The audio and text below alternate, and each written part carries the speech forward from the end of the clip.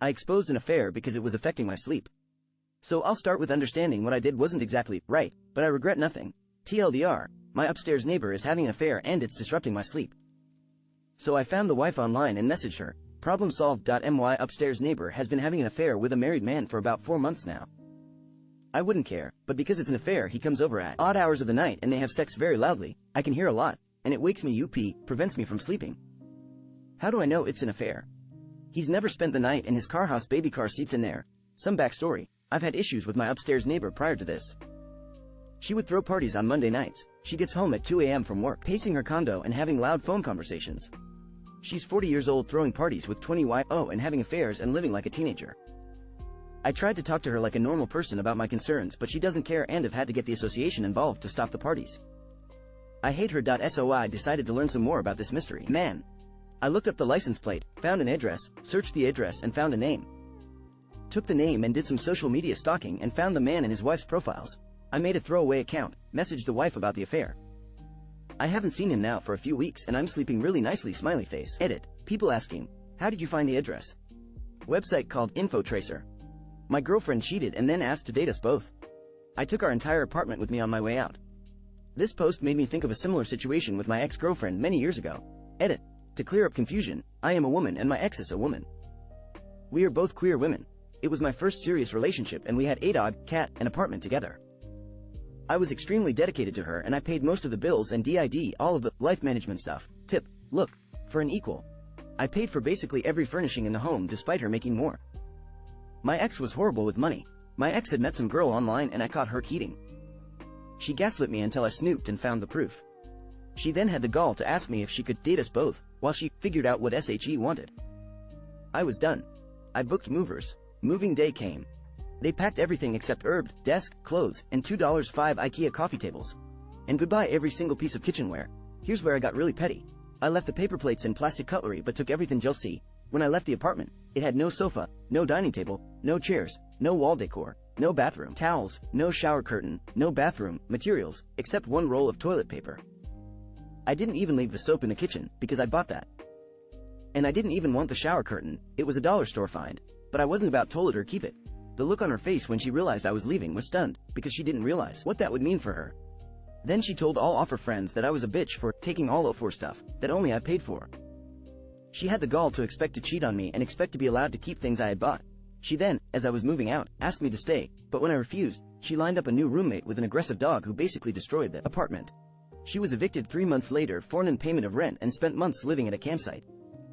I was even nice and had left her a letter detailing the bills and when they were due. Made no difference. She's tried to be friends a few times since, seemingly forgetting how we ended things. I hear she's cheated on all her new partners repeatedly since we were together. Good riddance, Kara. I took the dog, I paid for the dog, the cat was hers per relationship, too. Neighbors didn't give a **** about my sick dad, so I didn't give a **** about their renovation. Hi guys, I'm a silent lurker in this sub and thought to share a small story of mine. My parents and I live right next to each other, in what we in Germany call Reihenhauser. Link for an example from Google. But one of our neighbors is doing a big renovation on his house and has workers and trailers all over the street the whole day. That's no really a problem, me. And my dad also told them it's no problem for them to use our driveways for the trailers, wagons at daytimes when we are gone, just so they can keep the street clear. Now my dad, 72, got diagnosed with renal colic and needed surgery. Everything went good, but he's not that mobile ATM and needs to use his car a lot. Normally he goes by bike or just walks. So I went over to our neighbor and told him my dad needs his spot regularly for the foreseeable future. He can't put his trailer there anymore. Everything seemed good and he understood it. It took him 3 days till he put his empty trailer back on my dad's driveway when he was out of the house, and 2 days later he didn't even remove it. Fourth night. Maybe I should have tried to speak to our neighbor again, but I didn't. My friends and family say I have a short fuse and get mad really fast at important stuff. That might be true, but I just can't stand bullshit, ignorant people when it's regarding simple stuff like, please stop blocking my sick dad's driveway. So by the second time I came home from work and saw that empty trailer again blocking my dad's driveway, I waited for the night so see if he moves it. He didn't. So at 1 a.m. I got up and walked over to my dad's driveway, removed the brake from the trailer and just pulled it out of the driveway and just started walking down the street out into the fields with it. We live right at the border of the city to the surrounding wheat fields. Pulled that trailer around a mile away into the fields, easy to spot for everyone who's driving by. That's now 3 weeks ago, and since then my dad's driveway never had a trailer on it again. Edit. The trailer is not big, maybe the size of 2 to 3 wheelbarrows. And #X200B. Bought my homophobe brother-in-law covertly gay paintings for his house. My sister is getting married soon and I realized I didn't know much about the guy she picked. I decided to look through his Facebook feed to see what I could learn about him and found many mignonti LGBT posts and memes about beating and killing gay and trans folk, as well as lots of tough guy gun and hunting posts. As I'm very much gay and one of my sisters is openly bi. I can't say I was thrilled to find he's vocal about his disdain for queer folk. But family is family and I have no say over who my sister marries. I then realized that I hadn't got them a wedding gift and started looking through their registry, which was carefully curated by my sister who knows nothing about hunting or any of the things her rough and tumble cowboy fiancé flaunts. And then I found it. Their wedding registry was a set of nature paintings with only male animals. 2 deer? Both males. 2 moose? Both males. Quietly coded queer art? Fuck yes. And to make things better, despite his tough guy appearance and love of hunting, he's never actually hunted. The closest he's gotten is blinking tin cans with a pistol he picked up from a pawn shop when he's not wearing it like jewelry. I'm absolutely giddy just thinking about beautiful gay art plastered on the walls of his bedroom, on him being none the wiser. Edit. For those who are confused as why the paintings are queer-coded, moose are solitary and only chill with others during mating season. When they do form herds, they almost always consist of phone male to many females. Deer are also extremely well known for their gay exploits, so adding Thocido the mix makes it better. Edit 2. I'm going to have a council of the siblings once folks wake up and figure out what the heck Toto. To put it lightly, I'm extremely pissed off.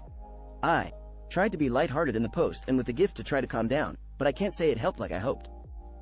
If I had only the one sister, it would be easier to simply call her out and not go. But most of the siblings are pretty tight-knit and it's not worth losing a relationship with them if me chastising my sister and not going to the wedding doesn't jive in their heads.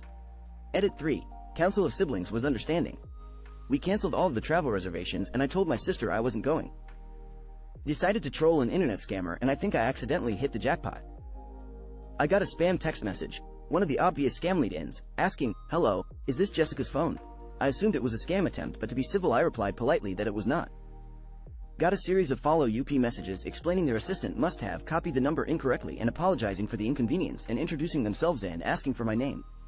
At which point I was certain that it was an attempt to scam me. So I said that I would not be providing my name and they continued to try to engage me in conversation. So I explained who I am, a parent with a child who suffered from a life-threatening illness, and that I had to spend staggering sums of money on her care.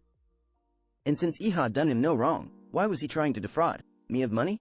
I kept coming back to this. Next time you look in the mirror, make a note that thesis what a person looks like who tries to steal money from the parent of a sick child.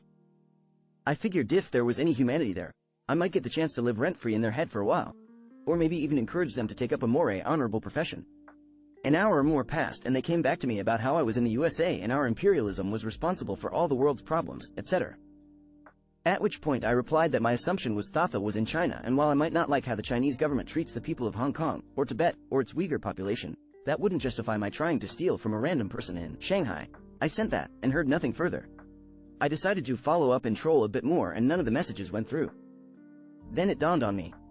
Ehad said Hong Kong, Tibet, and Uyghur in the same sentence to a guy in China. I'm pretty sure that's the trifecta to hit their police state monitoring system, so he might be getting a bit more attention from the local authorities than he was really looking for. I don't know for sure and I probably never will, but it makes me feel good talk now that I may have accidentally done just about the only thing that could cause the guy to get in trouble locally. I-27F deleted my mill off of FB after she wasn't happy about me being pregnant. I had my baby a few months ago and my mill has not been supportive.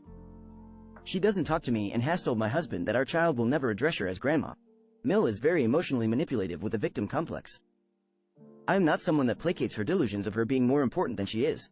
Our relationship is strained and we are low contact with her. My husband has gone to therapy over the years of emotional and physical abuse he had to endure from her. Over the weekend we went over to my husband grandma's house for breakfast. Mill was there. After her ignoring me for most of the time, I heard my husband's grandma talking in another language. I'm not fluent, but I can get by. Mill was complaining about me and husband's grandma told her she needed to be nicer to me. Mill began to cry saying, "I just can't do it, I just can't." She deleted me off of FB and I won't forgive that. My Mill is a very vain individual and needs the validation from FB to be able to function. I had deleted her off of FB after we announced at Thanksgiving my pregnancy. My parents hadn't been able to make it to Thanksgiving because dad had broken his ankle. She was saying, "Maybe your mom and dad didn't come this year because your dad's really beating your mom." I was stunned by this and told her that my dad broke his ankle. She said, "Maybe they just said that to hide the bruises." In reality, I know she said this because she is divorced, big surprise, and she had been forced back to the US after her ex-boyfriend called immigration to get her kicked out of Scotland. But then my husband told her I was pregnant. We were met with silence, then a half-hearted congrats. My husband was crushed from her lack of response and I was done with her. I went to my FB that night and deleted her. She found out that she was deleted when she tried to tag me in a post about my pregnancy. She wanted the validation of likes she would get. Apparently when she saw I deleted her, she deleted her own FB account out of spite and now is miserable without being able to post. She doesn't like IG or Snap and FB was the only place she could get validation. I'm more than a little amused that she so desperately wants her social media but can't create another account without acknowledging Thatch deleted her last account out of spite and will do anything to save face.